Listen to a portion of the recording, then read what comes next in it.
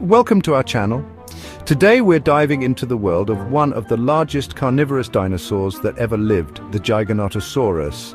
I'm that creature, or rather the echo of its existence, here to share my story. Prepare to journey back nearly 100 million years to a landscape both alien and strangely familiar, where survival was a daily drama of immense proportions. I was a creature of truly immense proportions, a living mountain of muscle and predatory instinct. My kind were not merely large, we were titans, sculpted by evolution to dominate our environment.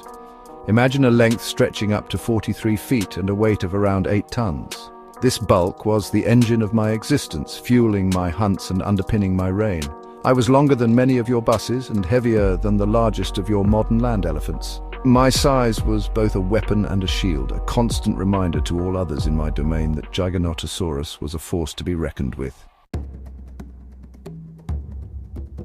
My time on this Earth was the late Cretaceous period, approximately 98 million years ago. Picture a world bathed in a different quality of light under skies that had witnessed eons of change.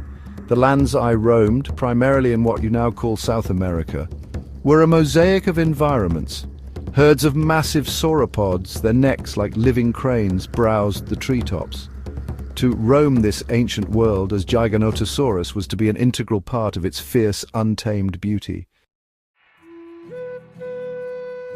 The name Giganotosaurus translates as giant southern lizard, giant for my immense scale, and southern for the location of my discovery, Patagonia in Argentina. It speaks of my immense scale and my geographical domain. The name serves as a resonant echo, a reminder that even the most colossal and fearsome of us were part of that great reptilian dynasty. Many of you are familiar with the Tyrannosaurus rex, a formidable predator in its own right. However, it is a matter of scientific record that I, Giganotosaurus, was even larger.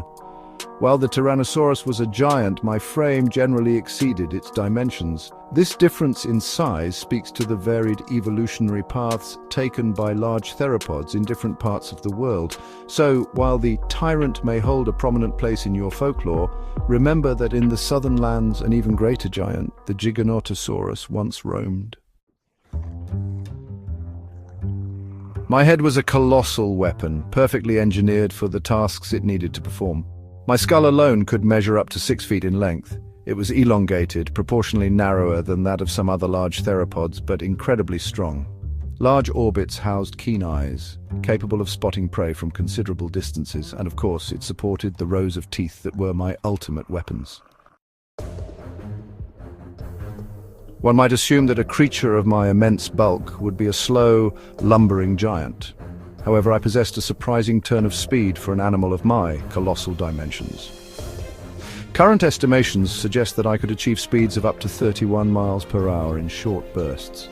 This ability to move with such celerity was crucial for hunting the often equally large and sometimes surprisingly agile herbivores of my time. Within my immense jaws lay the instruments of my trade, my teeth. These were not the thick bone-crushing pegs of some other large predators. Instead, my teeth were more akin to finely crafted blades, laterally compressed and recurved. Each tooth was serrated, much like the edge of a steak knife or a saw. My dental arsenal was perfectly suited for delivering deep, slashing bites. While an individual Giganotosaurus was an undeniably awe-inspiring force, there is compelling fossil evidence that suggests we did not always operate as solitary hunters.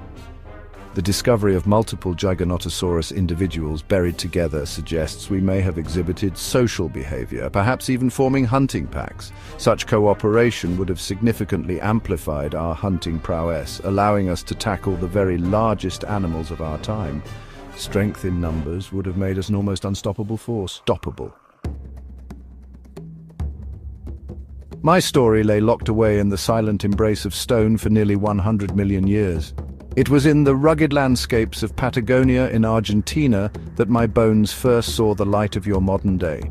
The initial discovery of Giganotosaurus carolini in the early 1990s revealed a carnivore that challenged the very notion of Tyrannosaurus rex as the ultimate prehistoric predator.